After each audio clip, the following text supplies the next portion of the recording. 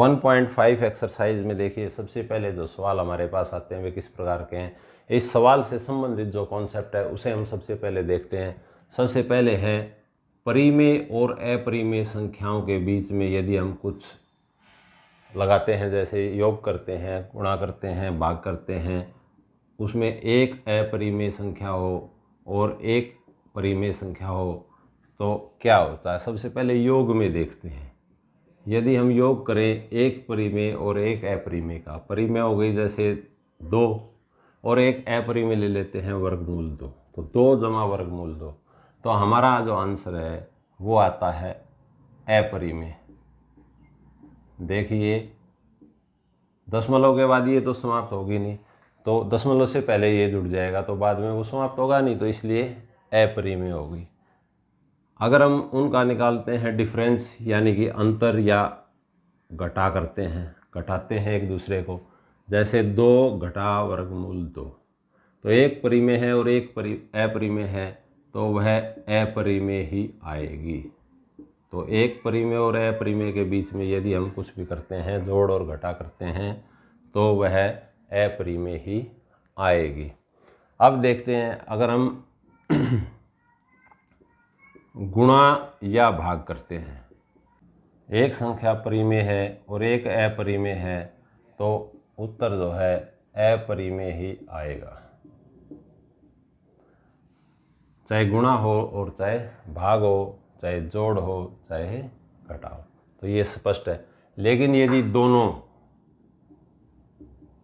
दोनों संख्याएं अपरिमेय हों तब स्थिति बदल जाती है।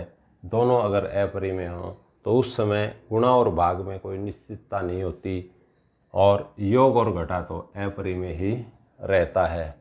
योग समान रहेगा, घटा में भी समान रहेगा, लेकिन अपरिमेय में हम कुछ नहीं कह सकते।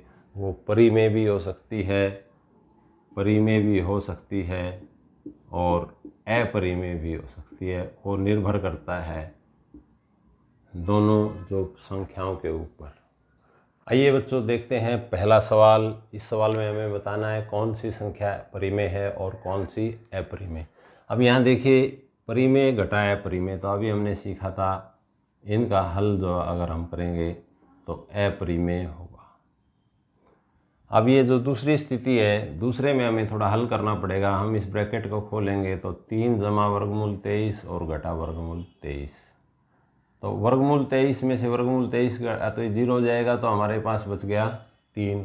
और हम जानते हैं कि 3 जो है वह परिमेय संख्या है, अतः यह संख्या क्या हो गई, परिमेय।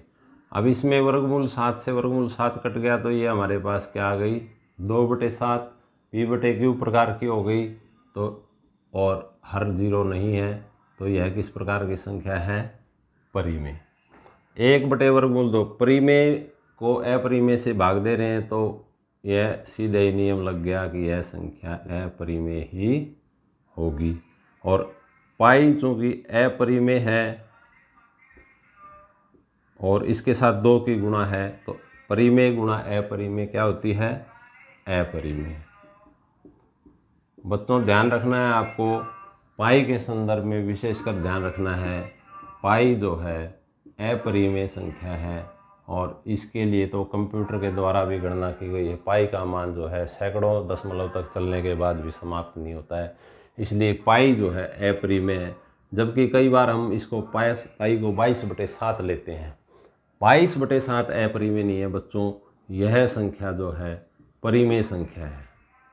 22/7 जो है परिमेय संख्या है। या 3.14 लेते हैं तो यह भी किस प्रकार की है, परिमेय है, क्योंकि यह दशमलव रूप शांत हो रहा है, तो शांत हो रहा है तो परिमेय है।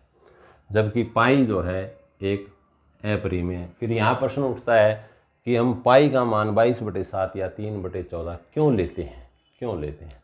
तो बच्चों जब हमें कैलकुलेशन करनी होती है दशमलव के बाद अनंत स्थान तक हम गुणा भाग या जोड़ घटा नहीं कर सकते, इसलिए अपनी गणना की सुविधा के लिए हम लोग इसका मान 22/7 या 3.14 रख लेते हैं, जिससे कि हमें कैलकुलेशन करने में आसानी रहे। अब आपके सामने है दूसरा सवाल। इसमें है हमारे पास सरल कीजिए। अब 3 जमा वर्गमूल 3 दो ब्रैकेट हैं, उन्हें हमें आपस में गुणा करना है। देखिए गुणा का नियम यहाँ हम लगाएंगे। पहले 3 के साथ इस पूरे ब्रैकेट को गुणा करेंगे तो ये हमारे पास एक चरण में आ जाएगा 3 गुणा में 2 जमा वर्गमूल 2। उसके बाद वर्गमूल 3 से इस ब्रैकेट को तो बीच में आ जाएगा हमारे पास जमा वर्गमूल 3 और गुणा में 2 जमा वर्गमूल 2। यह गुणा का नियम लगा दिया हमने। 3 दूनी 6 और 3 गुणा में वर्गमूल 2 तो 3 वर्गमूल 2 हो जाएगा बच्चों। और जब वर्गमूल 3 के साथ 2 की गुणा करेंगे तो 2 वर्गमूल 3 और वर्गमूल 2 गुणा में वर्गमूल 3 ये हो जाएगा वर्गमूल 6। दोनों वर्गमूल के अंदर है इसलिए वर्गमूल। ये देखिए ये दोनों आपस में गुणा नहीं हो सकते हैं, ना जुड़ सकते हैं, तो 6 और वर्गमूल 6 ये सारे अलग अलग ही रहेंगे। तो इस प्रकार हमारा जो है, अब ये देखो आगे जोड़नी संभव नहीं है। ये 3 वर्गमूल 2, ये 2 वर्गमूल 3। यदि जोड़ या गुणा हो तो इसके अंदर घात के अंदर एक ही वर्गमूल के अंदर समान अंक हो तभी हम कर सकते हैं। तो इसमें यही हमारा आंसर हो जाएगा। दूसरे भाग में देखिए यहाँ दिख रहा है हमें ये a जमा बी गुणा में a घटा b प्रकार का है, जो कि a की 2 माइनस b की 2 होता है। तो यहाँ पर हमारे पास ये सूत्र लगाने के बाद क्या हो जाएगा, 3 की 2 जमा घटा वर्गमूल 3 की 2। तो 3 का वर्ग 9 और वर्गमूल 3 का वर्ग 3 और 9 में से 3 गए 6। तो ये हमारा सरल करने के बाद उत्तर आ जाएगा। तीसरे में देखिए a जमा बी की 2, a जमा बी की 2, तो ये होता है हमारे पास a की 2 जमा b की 2 जमा 2ab। तो यहाँ पर a की जगह वर्गमूल 5 और b की जगह वर्गमूल 2 है। तो a की 2 जमा b की 2 जमा 2ab। तो वर्गमूल 5 का वर्ग 5, वर्गमूल 2 का वर्ग 2, जमा में 2, वर्गमूल 5 दूनी 10, दोनों वर्गमूल में इसलिए एक ही वर्गमूल में लिख सकते हैं। और ये अब 5 और 2 7, लेकिन 7 में ये 2 नहीं जुड़ सकता बच्चों, यहाँ ध्यान रखना है, ये अलग रहेगा। 7 जमा 2 वर्गमूल 10। इस प्रकार हम इसको हल कर सकते हैं। इसी का चौथा भाग है वर्गमूल 5 घटा वर्गमूल 2 और वर्गमूल 5 जमा वर्गमूल 2। बच्चों इसी प्रकार का है 1 जमा 1 घटा a की 2 माइनस b की 2। आपको खुद करना है, डू योर सेल्फ। अगला सवाल है बच्चों, वर्गमूल 9.3 को संख्या रेखा पर दर्शाइए। बड़ा ही सरल है। वर्गमूल 9.3 की जगह वर्गमूल के अंदर कुछ भी संख्या हो, मान लीजिए x है, तो उसको भी हम किसी भी वर्गमूल 2 3 5 7 10 कुछ भी हो जाए उसी को हम संख्या रेखा पर दर्शा सकते हैं। ध्यान से देखिएगा इसको। सबसे पहले हम एक रेखा खींचेंगे ए बी, जिसका माप होगा 9.3 सेंटीमीटर। 9.3 सेंटीमीटर। इसके बाद इस संख्या रेखा को हम सी तक बढ़ाएंगे, जिससे बी सी जो है वो 1 सेंटीमीटर के बराबर हो जाए। अब हम ए सी को समद्विभाजित करेंगे। ए सी को समद्विभाजित करेंगे तो इसका मध्य बिंदु हमारे पास आ जाएगा ओ।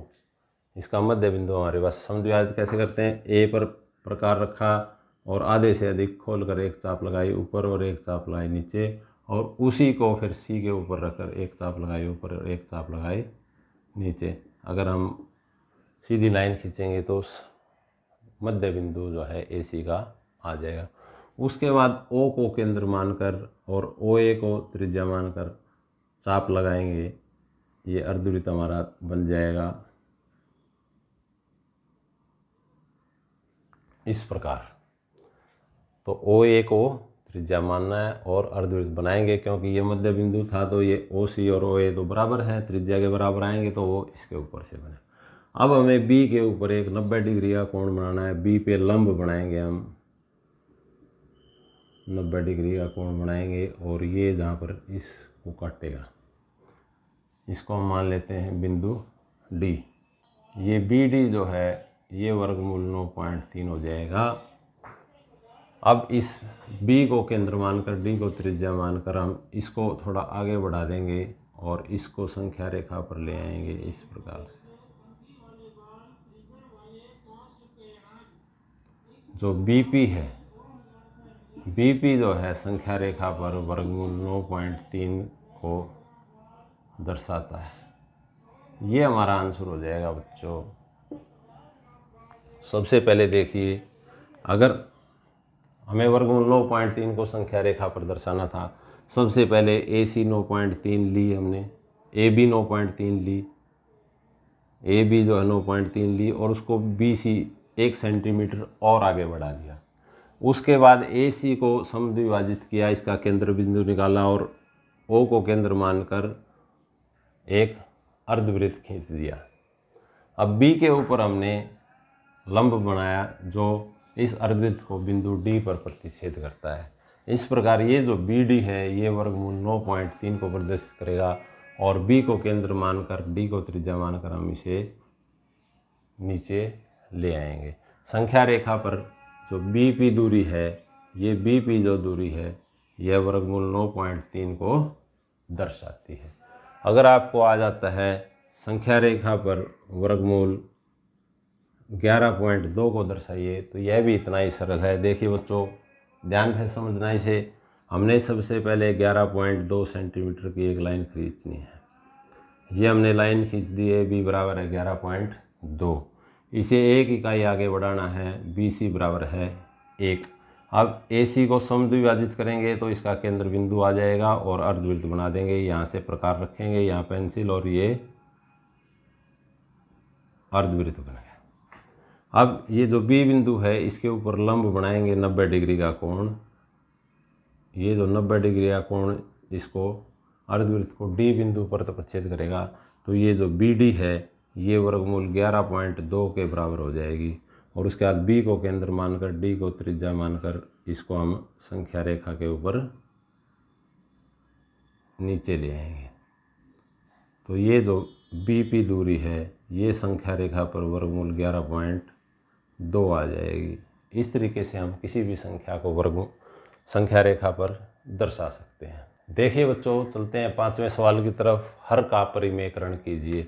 इनके हर जो है अपरिमेय है, हमें इन्हें परिमेय बनाना है।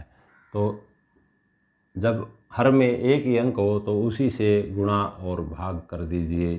तो ये हमारा आ जाएगा वर्गमूल 7 एकम 7 और 2 वर्गमूल 7 गुणा वर्गमूल 7 7। अब देखिए हर जो है परिमेय हो गया, इसलिए यही हमारा आंसर हो गया। बहुत इजी है। जब एक ही संख्या होती है तो बहुत आसान तरीका है, जो नीचे है उसी से गुणा और भाग कर दीजिए। जिसमें 2 अंक हैं उसमें भी गुणा और भाग करने हैं, लेकिन किससे? यहाँ पर हम बच्चे बहुत कंफ्यूज हो जाते हैं कि गुणा और भाग किससे करें। देखिए, जो ऊपर आएगा वही नीचे आएगा, लेकिन अब नीचे क्या आएगा और ऊपर क्या आएगा हमें तो पता नहीं। सबसे पहले इसी को लिखिए, इसके बीच में निशान पलट दीजिए। यहाँ माइनस है तो यहाँ प्लस आ जाएगा। इसका निशान पलटना है, जो भी हो। अगर यहाँ प्लस है तो यहाँ माइनस आएगा, यहाँ माइनस है तो यहाँ प्लस आएगा। अब यहाँ माइनस था तो इसलिए प्लस आ गया।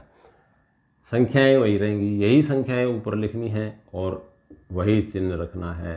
जो नीचे है वही ऊपर रखना है।